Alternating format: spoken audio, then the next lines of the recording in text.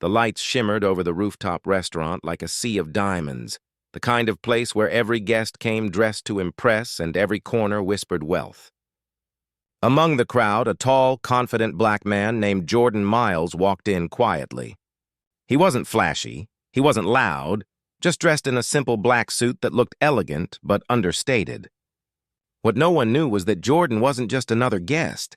He was the billionaire owner of the restaurant, though he preferred to dine like everyone else, to see how his staff treated people when they didn't know who he was.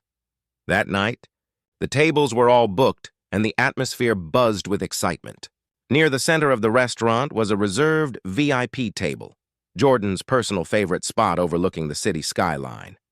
But before he could reach it, a young couple dressed in designer clothes slipped past the hostess and claimed it for themselves.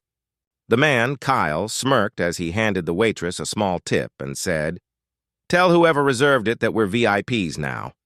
His girlfriend, Vanessa, laughed, clearly enjoying the attention. The waitress hesitated but didn't want to make a scene.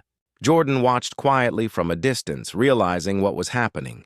His table, his name, his reservation, taken right in front of him. He smiled faintly, not in anger but in curiosity. Tonight he wanted to see how far arrogance would go before truth humbled it. Jordan approached the table calmly, his voice polite and controlled. "Excuse me," he said softly. "I believe this table was reserved." Kyle turned to him with a mocking smile, scanning Jordan from head to toe. "I don't think so, buddy. They said it's for VIP guests only. You probably got it wrong." Vanessa rolled her eyes, adding with a hint of sarcasm, "Yeah, maybe check with the waiter, sweetie. This is a private section." The couple's laughter drew glances from nearby tables. The hostess hurried over, flustered and confused. She knew the reservation was under Mr. Miles, but seeing Jordan dressed modestly compared to the extravagant crowd, she hesitated. Sir, we'll check for another table for you," she said nervously. Jordan just nodded, his calmness making others curious. A few guests began to whisper, thinking he was just another man trying to act important. Kyle leaned back, smirking proudly, and called for champagne. "Babe, people should know their place," he said, loud enough for others to hear. The arrogance in his tone filled the air. Vanessa laughed again, snapping pictures for social media, pretending they were the real owners of luxury. But Jordan simply stepped back, his expression unreadable. He wasn't angry. He was taking mental notes. What neither the couple nor the crowd knew was that every camera, every staff member, and every piece of paper in that place carried his signature. As Jordan waited quietly, the restaurant manager, Mr. Levine, entered the scene. He froze when he saw Jordan and immediately recognized him. Panic washed over his face. This wasn't just any guest.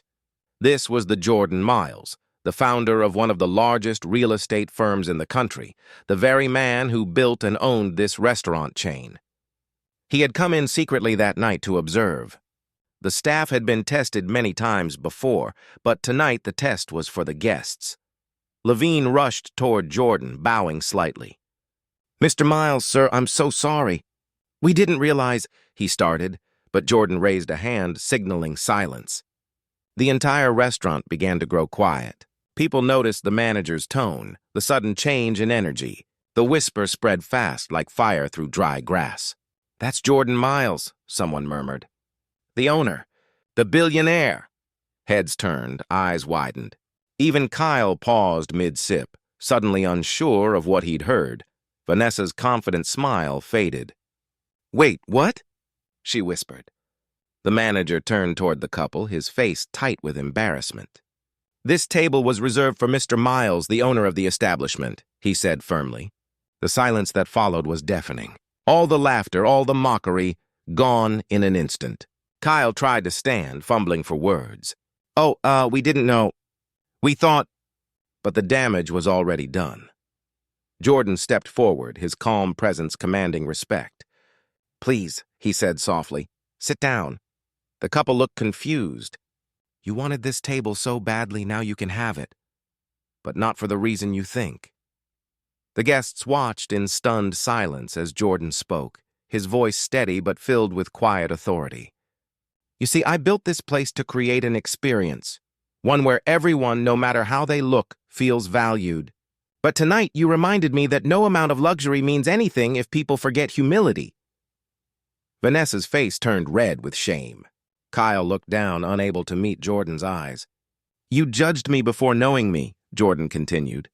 "That's the real problem. People see color, clothes, or confidence and think they know someone's worth." Then he smiled, not out of arrogance, but grace. "I don't need your apology. I just hope next time you treat others with respect, not because they own something, but because they're human." His words cut deeper than anger ever could. The crowd nodded in quiet admiration. Even the staff stood still, moved by his composure. In that moment, Jordan didn't just reclaim a table. He reclaimed a sense of decency that many had forgotten. As the couple stood to leave, Vanessa whispered a trembling apology. "We're sorry, sir. We truly didn't know." Jordan nodded, his eyes kind. "Now you do," he said simply. Kyle took her hand, their pride shattered, but their perspective changed. As they walked away, the crowd remained silent, not out of fear, but respect. Jordan finally took his seat, not as a man showing power, but as a man showing what true strength looked like: calm, respect, and dignity. That night, people left the restaurant with more than full stomachs. They left with a story.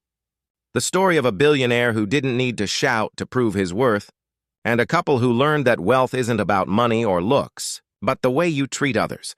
By the end of the evening, social media buzzed with clips and whispers about the night a billionaire humbled arrogance with silence. But for Jordan, it wasn't about trending online, and it was about reminding the world that sometimes the most powerful words are the simplest. "I own this place." And that silence which followed, it wasn't fear. It was respect.